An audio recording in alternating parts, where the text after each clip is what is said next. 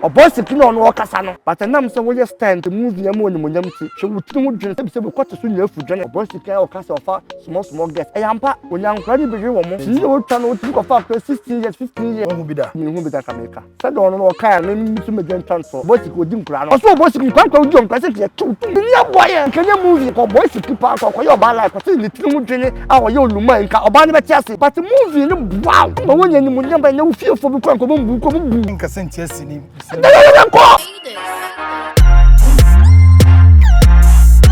great people say oh Canada oh USA and so oh UK na so hwe me sabre ya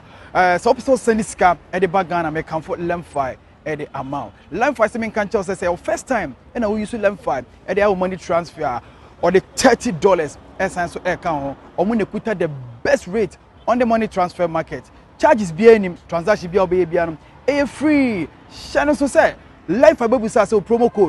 code that be use so e Poleeno Poleeno and your promo code. The decrani will be the Lemfi at transfer scam at your bank account so and as a mobile money wallet. So Lemfi Abba Amamino me. Alright, it's another day and a wonderful time. I as so a shabium na yebabedi komo Sunsum ahofedua the celebrity the handsome sexy eyes and share. Yes, I babedi komo midino. The fresh boy papa jabe before see everybody come on Lemfi dey asem the day be aba o say me dem ma e say amount for try say omo bisa say Lemfi dey be na Lemfi eba Dubai obi say dey be na Lemfi eba Italy obi say dey be na Lemfi eba ha o say amount for ateniema Lemfi yenti obi a person use Lemfi no so dey send this ka dey eba Ghana Lemfi say me kan tell say first time na use Lemfi da na o send this ka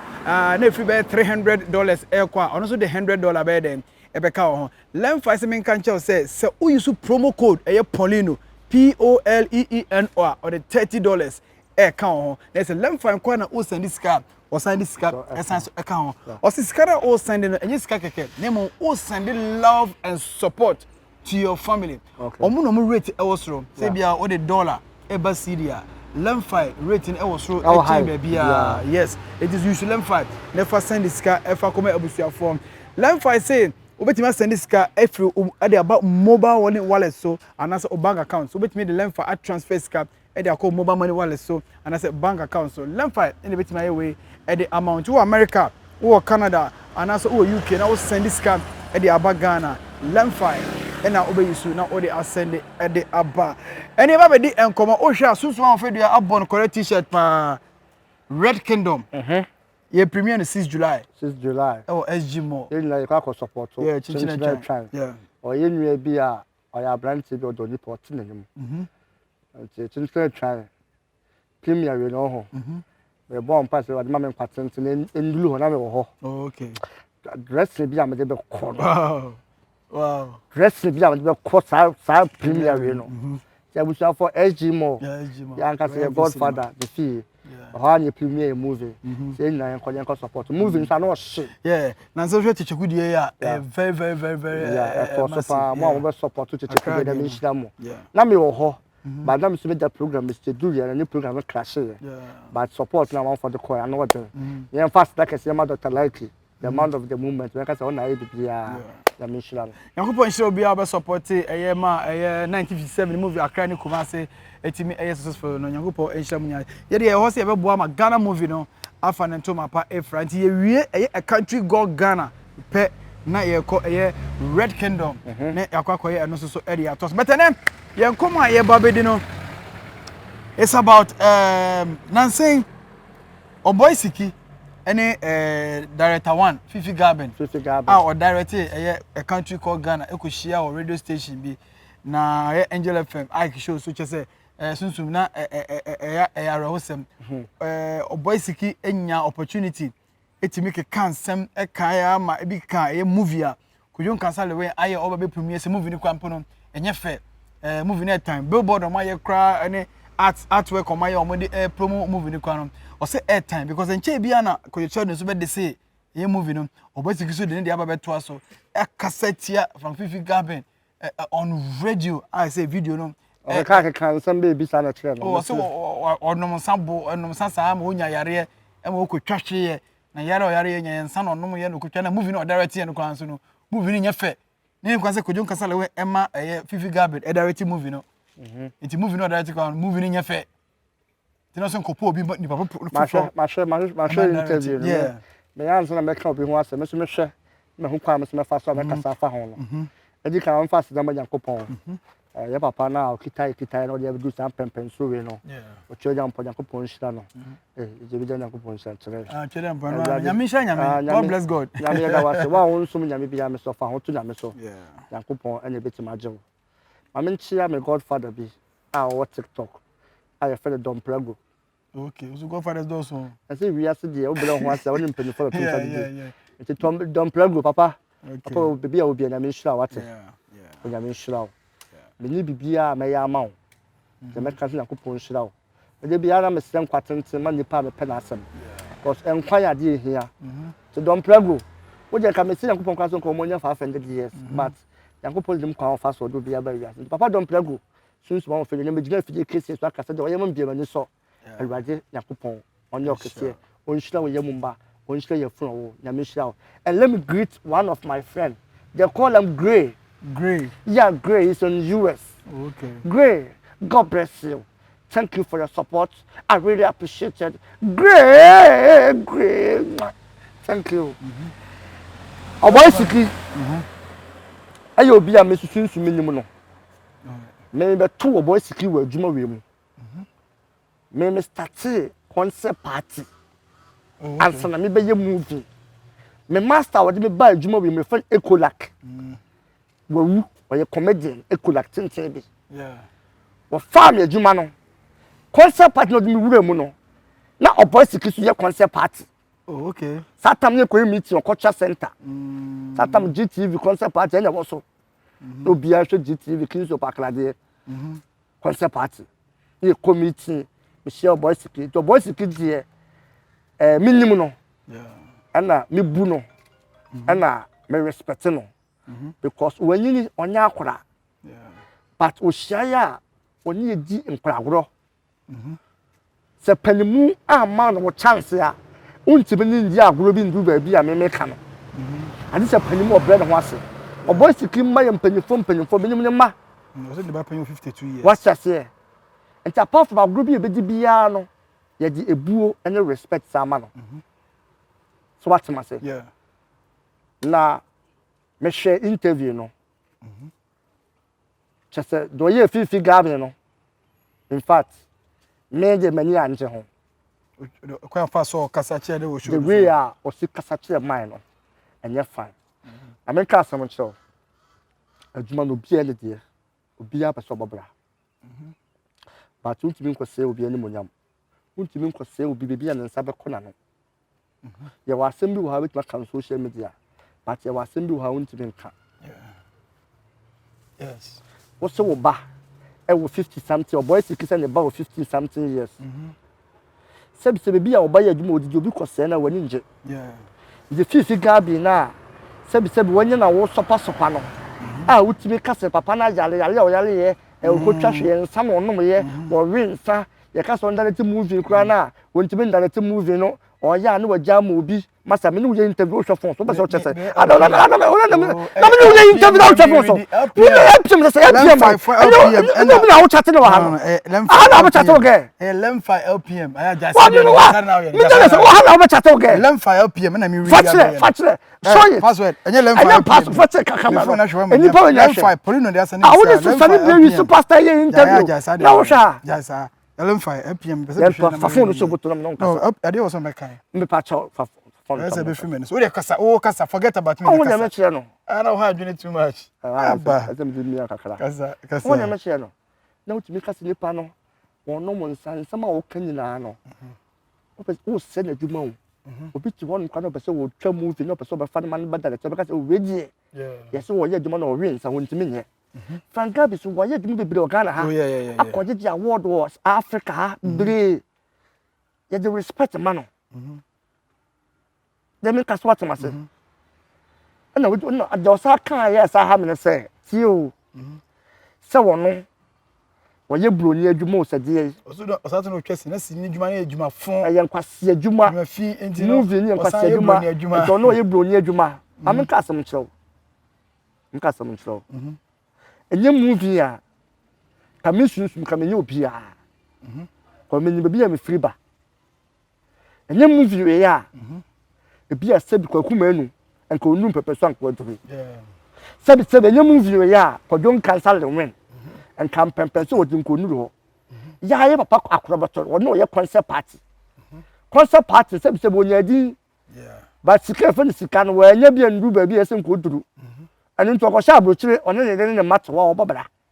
but miracle films aya akrobato landi ya na beautiful ema akrobato hu se miracle films ehia no ena mpa okoye adwuma nya hwe adwuma bi ade akrobato aduru concert party ni kura na wa start ye no amfa na dum pepper so se movie no enti nde bia me kase ye Kumawood for there movie a boy because people na nko school see kase em for certificate enko ye adwuma ye Kumawood for nka be be ka dem. Okay. I'm telling you the truth. Yeah. And then Kumawood be na aso so. Oboy Siki no no kasa no. Yes ni anka ujudi sanka ye ni na. Ebi ani enyum but ebe ye wo fie for but sini and am ye hu Oboy Siki. Okay. And na o kasa obi eti o. Okay. Oboy Siki o kasa ofa small guest. E yampa. Onyankwa ni bege wo mo. Oh, because of sin no challenge. Sin no challenge tim ko fa 16 years 15 years. Oh hu bi da. Adam hu bi da America. Said on no kan no me su me gen transfer. Oboy Siki odi nkura no. Odi nkura no. Ankura wen kaya o mama anom kan say aya wo fa so nanom. But anam so we stand to move ya mo ni monyam ti. Hwe wutini ho dwene se bi kwate so nya afu dwene. No, oh, da bi asem boye nka da bi. Ti. Me am ti hey. Sebi ma date oba bi da. Me ka no mitirim se edikenye movie panta me so sunsu me se na ma ka me date oba we. Adi monyam bi ho ya mfa mawurade. Ni nka no kure. Sini aboa mo. Sini aboye. To be kasa tu de nkanya movie anko Oboy Siki pa anko koyo ba like kwase ni tinu dwene a wo ye oluma nka oba ne beti ase se nye sini nka girls no omo ntwema no ye betwe ma bi a wo ya kokora but usika ene e betchire okay ati ye fu be sugar de no but wo Oboy Siki sa sugar de fo na e kan ye mfere obi ko usika na wanya no ka akora tete kan ya na no wo se ye wie kura no wo pai but ye akokora bi ho ya wie ni range over on pa beto foforo mama kan kwani to be kan kwani atro mama kan kwani chew do ka do ye no wanya de panimu ya na nya o se ka so wo be kan kwa de so be ka so o ya no kan kwem Oboy Siki kan kwem o kan kwa ba te do bi ye am ka sam chew he Oboy Siki ni mo kan in fact e bi ye ba do na nye because adwuma ye no amanfo tie ye enkwa tie mpanifo tie mpanifo tie mo it wo ye panimu to be ka se bi e hwe mpanifo ma be ka but otimi cast me enkurasem okay Ghana ha dwene otu ebu onso okase ne ba 52 years that's ono nya akora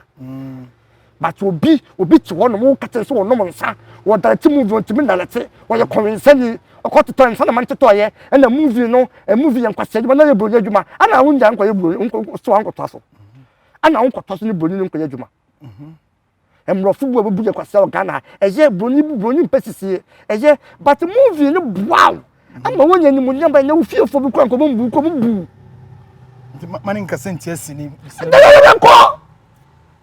oso Oboy Siki kwa odi kwa senti ya tum oso ode en kwa na odi wo mo no e wo senti ya chiri tum na akora be na be ko panyimu se omonya nkora san ko mo ko panyimu omonya nkora but ni stardom ni nti na aboa no enye movie na oba movie na wo se movie ya nkwase adwuma na movie le twa se mama ka se mo chew me movie ma nyeska bia wum me gusu a me ye de but me wuro dum na me so je sisi me but movie so me kwa na aboa ma ene me didi ya bia kwanye enye movie kwa de se me ye obi kwa ti me hu no wa chawade ye was start be ho am fa se chew mo cars enye bibia o nipa no hwe movie na ni je o mo na ni je abrochie fo mu fa adwuma ba o mo no mo ntan hu o mo ho o mo se dem saa ye no mba social media mo hwe and it's also per car no tell say be ko bit motor car da chama nya bibia because of senior we what I say but Oboy Siki odi nkura 12 years and be at 15 from 15 odi 15 edi 16 edi 17 edi 18 oni akore be nya case da Oboy Siki na akore be nya case da akore bi enso ka so Oboy Siki rape ni da onka se me chiro case ye wunya bio bibia timisi but amka se me chiro ye wa akore bo na be podo se wona na ompene but enam so Oboy Siki agidi ntimi na kura me so bi ehu se me Oboy Siki tro so onya akora ya wo yo nti se ma sabusi ye fo Oboy Siki ko jira court ye musa kwasa wa was mo 16 Oboy Siki wo so fed more 50 something years e do be case so onya case akora bia oni akora bia me kwa me che Oboy Siki chem be ma che me but me kwa me ko po bia me hwe age a e bro under age so me hu so fa akora bia da kan ko wo do ya we dam da yo so oni akora ya we oni akora bia ya issue but who so din kura who so din kura wo ya we who so din oni akora bia nya issue Oboy Siki na akora bia nya issue oni akora bia nya issue da onya issue so bi akora bia ba bonta ka so Oboy Siki ni bibi dia en ho ne yakwa se akora no age yesen yaw enti ho aso na hu se franga bi gina ho no mo nsa ana ho na hu so gina ho no mo nsa enti mi obi ehu enti wo be kan no wa mo obi ehu se papa ndo we nsa obi pese wa nya adwuma kra ko nipa ni nyima adwuma no direct na adwuma so ani nipa no zo wa mo obi ehu so wo no mo nsa wonti be nya adwuma nipa le nkofa no wa sele no aduane o but wo Oboy Siki se ameso me ka se wo so di nkura wo ko nko ka ono do on fela de but mi nyum ni gina de ni Oboy Siki ya we se wo di nkura the siasa assembly say you could not court sebi any TV so ba any di en waji e bitima charge na be bia no bitima charge no emra so dey do en fa emra but am ka some to minua e bia me kasa ho blase ye yeti he yeti twika bi kra ho no ma do say police for krache but na mu movie a wo ye na police na te won no jao but obi osika che wa bobla che wa ho na di che but otumi ko du no ne car fort ho na che no o de sika be de kwa be che no but wo je wo stardom na wo ba TV so ma police na ji ye no what a chow sometimes ye di agoni ye cast me yin fam ani die ni respect man pen ko fam hwe ye ko do ye ma ye be ya na movie na o se ka se yen kwase adwuma no ummo bi amu adwuma ni biem ummo bi an respect adwuma ni biem adwuma we so na ma nipa bi respect ye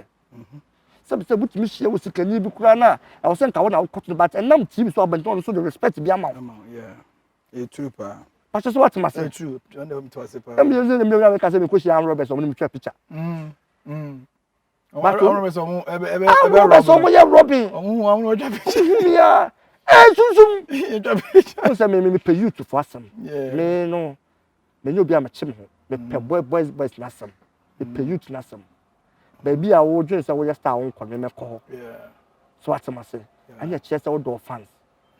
eto mu hu me no mu ni twa picture mo chem next time me fa bi o mu ketetu okay but ye TV na me ba ya le bi sa na mo jo fa obi o te wo hwem sisi ya no ono ma TV so na nko bi o ne ko twa mu a bi kan ke bit ma je ne clear friend so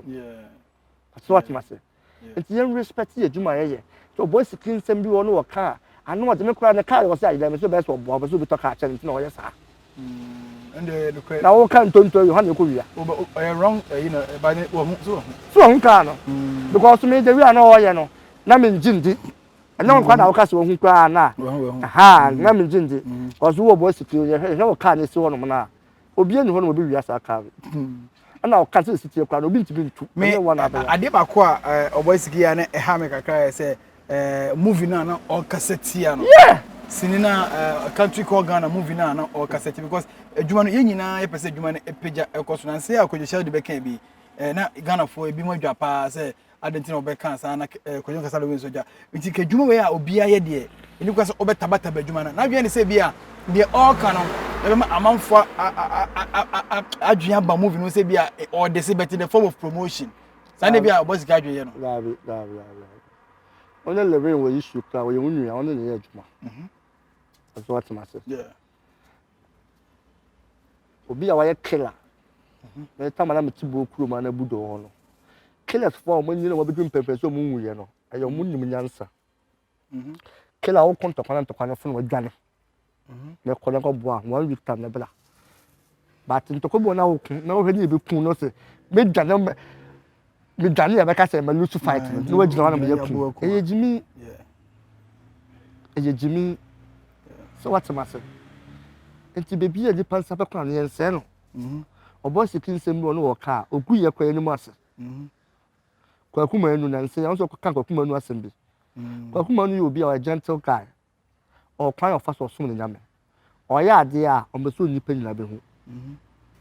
Kumawood ya de ya o name obetin da run na ho but the lifestyle is say on your cool person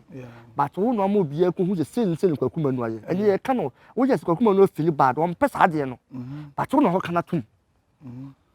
ebi ya wo Oboy Siki de wo na mo bia hu se wo penkra but obi ho no mo ye hu se wo penkra oh we di na kita ye no and obi ya didi hu and obi ya o ha wa obi se handle na de so Oboy Siki symbol so waka ya na akoye nkra adwen odwen nkra adwen edwen ne wo ne tiri hu no o ma dwen no mfa so mba so mai I'm telling you I'm kind of crunch me fancy say do no kan bi asema o kan no me so me kan no nche se me kan no me hu na nu be di agro o Oboy Siki me bo na ne ma wa bo me ma nyi che me me mo no wo ye panimu do saka panimu a what won kwana so ana woni ye di agro kama but social media no ye enipa dom ni etie enipa dom because directors no ho ye bibie sisi ye ana directors no bi ni mada e ma no mo be star no directors na bibie no hana ye hwam de o me panensa o hana ye nkwan so o mo na twetwempena no Oboy Siki oni bi na because asem no I think say about time o say ejaika because enya asem bi a bibie ehu bi abiu say director bi ni actors twempena enya ade o say ejaika da bi ni pa do apen no ate ase no na twempena se ye adwuma ye directors no se wo ye producer mun ti o movie nti o directors no mu hia pa director wo ya artist na mistake director ha won flow adwuma bi cause producer no wo na okita osika obi wo ka director wo trust story na se producer dan ka se be na story daba director na be story na kire se I was here for Kumawood I was here for Oboy Siki for Sunsum who producer no ka se Kumawood ko bi to ka se story we die and fit Kumawood Chencha producer no yes Kumawood we to ka se na adwuma na me ye for fufuro the producers no mo tie directors no the time no tana we mistake director you on flow adwuma bi e bi asa tam you punch na ye adwuma more ono every month we to adwuma be 4-3 ni nyina nsa woni ni frɛ be nya bi atwa the director no de emfa woni sisi o mo sisi e emfa no ma store ese de die mo store ese de die mo the we no super forgive gap so me hu de ha ni pe support na wuti wodi wuti kasa wa kasa wi e no Oboy Siki kasa na bi no bi se wudi a ese wo sikwa no me ni wo ye interview na wo ka se me ni ma ni ndora ya se juice na me hwe wo me wuram I defend you. I defend me. You have to strike yourself. Striker, if the ball is coming, be ready to come and take the ball. Okay. That's what make you be a striker. Okay. That's all 9. If you are a policeman, if armed robber is coming, be ready to shoot. Oh, okay. Or to catch the person. Okay. Now if you stay there, but yeah, no have sense. Because what tababon, men tababon. So what you say? So Oboy Siki me sano. Now no one. O ka Lilwin one seven radio station be abro. Blogger ya bro ye nipa bro yo say actor a o mo to an ho onko report police station say Lilwin asoma say abro mbabo no abro ma ne hwe o ma ne hwe ba to do okopete oslo obi ha kana asema se bi a on fa ncha is Oboy Siki say yemfa ne say ye hu se sa no tie nti o kasa ye ni da ho ene yi wani ye ni da ho onya akura de o ka bia no ni de o ka yo baby say obi ha ase bi de money post oni ndu sa level no oni Oboy no so Oboy Siki so bank oni money post na me kai ba to onyae so kokora for so tibi nya bi o tibi nya nti but ono onya money post akokora ya money post na say ni nya post na ono no ndu money post de waka bi oni de waka ate ni da ho akwai bi say as industry no this time mo industry mo na mo semudi mo na mo gu industry ni mo ase ani o mo no mo dwen so mbe so mo nfa ne koso wọ́n lè mẹ́tọ́ lọ. Mi nìyẹn kọjú nǹkan sálẹ̀ rẹ̀. Mi náà ti àkyẹ̀. Bàtí mo ní wọ́n bí wọ́n ha wọ̀ yẹ́ ẹ̀mẹ́ ní yànjẹ́ ho. Bàtí ẹnu nkyerẹ́ sẹ́ ọbẹ̀ yẹ ọbẹ̀ pèrè ní ẹ̀mẹ́ egu n'anim ase. Ebi ẹ̀kyẹnkyẹn ẹ̀twa mi náà ti àkyẹ̀. Ebi ọ̀yẹ́ ní ẹ̀mẹ́ mu wọ́n tu bi ẹ̀mẹ́ ní yànjẹ́ ho. Ẹnu nkyerẹ́ sẹ́ bẹ̀bi ọ̀n so didi no ẹsẹ̀ bẹ̀ bọ́ n'aba so. Eduru mi so mi jẹ́ sọ ọ̀nso yẹ nyansafoɔ. Na sɛ bi a mɛsoma n'adeɛ bi na sɛ ɛnyɛ a ɔbɛdwe sɛ a sunsum kura no mmemme ni si nyɛ ba te duru adwuma so ɔboa no promote ma no so what ma say o si na ewa adwuma na ta ebe hia ya ho anya mam ka sɛm nkyɛw ɛnɛ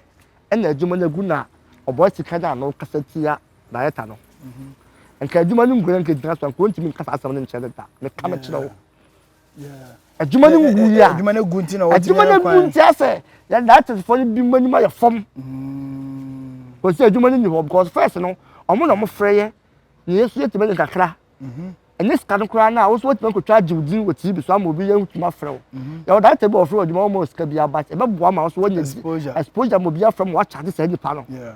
so what ma say ente na adwuma na kɔ fom no na Oboy Siki anya ano na o sopa no ti ka adwuma no kɔ fom a usro kra ka che director say ya na sisi ya on frɛ wo mpo the way o ye papa no o ye director na ase o ba kra wunti bi ya sa me hyɛ nya sampote a Fifi Gabe ekan ya ma Oboy Siki ebu efu sa ebia na Fifi Gabe the same station angel Oboy Siki be kan asem anya ma Fifi Gabe ba so be yi na no na afa de mo mu ni na be hia ye okay na Oboy Siki say na ma chew de wo be kan na me be kan na wanya na wo kan no na de me no mu ni me de ma wo ha ya na obi mu sa okay on me che no esi Oboy Siki say so akofa akora bi na akora no ya kwachi say say na wo de nkora ne susu ni sa so ono susu ne de no on so ne de no on so ne de no me dem ni say bia o kan no kwa ba asa wo ya ampa so ye say de wo bi no mo so to be ka de obi so kan de ya oye owe nkora no owe ompa o timi fatu ni labum sa de mi say de so ono de ya wono no wasidan na o ja ma ne ne ma say de japade ni na no akọ ha 2 bedrooms na owe nkora no say isi ya no wogina ni ewu cause wa bele epenimu drinks ya be na obazu be be du weji on so enye sa na ema ni bi wo ye sa ko bi tu okra na osua obi tu no ma osua on na meche wo ye penimu ye tie wo ja fa nyansa ti kansa ma nyansa ma bawum e wo mu so obaja ade ama ni pa asere but ye won sem bi wo ye nkada tanje wo ye no enye respect enye buo ye o bank a wo ne sa na se bi data fo no o ma sisi ye ko ma boa ye kakra on pense ne movie na di nya na ma ejiji hu Oboy Siki o ka akwa uchuku akwa chekra ne yetim kwa ne ye sere Boniface bi bia betimesi ya ne de o ka wa se Boniface yo ka bi o yetim wa se Boniface na ka wonu don let na ko tane kan don let o twika na utim do ofro ka so se Boniface me fo don come to ruade hu mo boje ma ye bia fache bi bia betimesi metima ba don let ne sa we sa select an wo twika fom yusu to atasu tu na atasu tu na chi odi ebo obi nyina chi oda so twi na go ntwi wa to ne car nko ha ne ngutwi ma no wa to ne car nko ha ne ngutwi ma no to se ke bia nke e ma ne fa driver ono ne kokonye nti o fa driver bia wa na ko be ma bia ne kokonye nti ono wa ne betwi na ade no no so timi driver free akra be kuma se wow and you free vote ba me driver one so driver no driver na jobe 11 sa no wa kuma so onya akola alright is it Oboy Siki dem pa na person catch Oboy Siki any Fifi Gabe any movie producers and movie makers mo kunya opportunity I say mo person mo taba adwuma aboa mo edi mo agina yie no na mo say adwuma no all because of say bia bedu no obi ye ne die nti nya meka say ya mpani fon na ye cause na say yesi bi ja asoko se je ya aban mo musika e ba no ma je ya che ye kwa adwuma je twa bi ye nti obi o timi ka se manya bi nipa no movie kran do 10 but ska bi sia ba we nipa bi ese mo frefro mo on tie ko ese mo frema te ba na mo se mo page nti because Sunsum ni na no ke yam panyufo no ko mo hye mo nyema ya ka bi se be to nsa afro Oboy Siki ni yi data no na no ma class na no ma kasa je we anya no mo ya pana che no respect amano on ye me che next ko interviewer ye bi wa pa che na ma ni dia badwun but mo amudi animu no mo nyanya ma yi ta mo bia do pe ti me so wo frem kwa bia se bi se panyi kura frem kwa e bi opa no be kopa onko oh we see mpanyi for the bam ya president ne blasa mo se wunti mi koji agoda nim ono do straight ni papa mi slow no a mi bu na me respect ne pa ye blasa mo ono no be sa agoda no ma wunya chance e ma ye sa ne ma no ya man for say blasa mo do won tin e so won tin nim your penny bi wo no ma sa na se wo show kalata na nkwa ne fo dim ne fom me ko blasa mo ni ma me da fom obi ekura ni mo da fom ko so no ma sesere obetima sere but wo sele bi wa on stressa sa no mo se sule mun tali mpeni pa so mpeni po pedipa but wo so nipa so what ya say ti mpeni for the miracle from so mun na ho mo ye producers akese mo directors akese pa Thomas wo se use e dey we ni ba mate Mfra Oboy Siki na mo ne nkasa bigger Chris ye bi ye twe na so bigger Chris man ye man suspension so I can say that is in the ma I know Oboy Siki do what can be there mon ko ban suspension because the guy is there but oh still now we are pushing it's a YouTube na ba so and today na be ka bom ama ye kwa ye ka bom oh no Oboy Siki only Lilwin was asema do be afasa na to nchen because we timi ko share Lilwin ne nko ko jo surgeon ticket la kaze mumu ko jo surgeon no ko share shatawale awo pa acha wo na se so shatawale share but on so di shatawale atam ana o hu shatawale on kasa on shatawale o di agwa e babu afro share shata afa na o bu abe e bi timi bi ba shata nko beji o no beji agura ka na ni be form but na mo so ni shata ni so o shinti o je wo nkwa ho je o kan wadwen but wo ni share de afa na o hu abe shata so mu na ana ho na on de jeba no sana tie nipa no wo ye din ya so wo je wajimi o kasa de ya na afa da monfu so to me so Oboy Siki me so no ye panimu ye bunsi ya papa na respect man wo beti ma ji wa agoro aye obi bi ya ji wujin but men ko se obi edi mo betiti obi wo hono mo ndo obeka on kasa obe no underground on come fa so be nyawo so what ya say obi wo so awoka on na underground nipa mo hu se wanye ne yi ti me se interview ni na ye bi se mi man kasa ya me se me fans mo fan chebe yo kasa bi wo kan se wo kan but nipa de on so dwen no ne bia me kasa me se me kasa sisi so ti me se Oboy Siki me se no o kasa on kasa yi well Mr. Oboy Siki Mr. no o kasa on kasa yi we ri sunsum ono so kakra waka area afa e Oboy Siki ne fifi garden omo ko hia wo ye one radio station ekoye nsem bibra ono a e kasa tia the movie industry san epagya no o kasa edit at times say ade bi boawa na bibie mu no for respect e ma sa ade no bibi boawa ade bi boawa ma de ogina stage bi no no matter how the situation goes try say we protect sa ade no because no anama wire de wire ene dey edino the fresh boy Papa J mini sunsum awon fedua ene share ne ye bedi enkomo ye de enkomo be sia password ene handle camera ene direct bibia executive producer ye Poleeno ade Armstrong channel so a country called Ghana 17th ewa Accra 25th ewa Kumasi ene first ewa esunyane ye kwa kohwe movie ne aboa ma Ghana movie afa ne ntoma pa efra ye we are since July Red Kingdom and also Airbaso. Then you know it's all about the Ghana movie industry. Thank you for watching. Bye bye. Peace. Okay, Lily.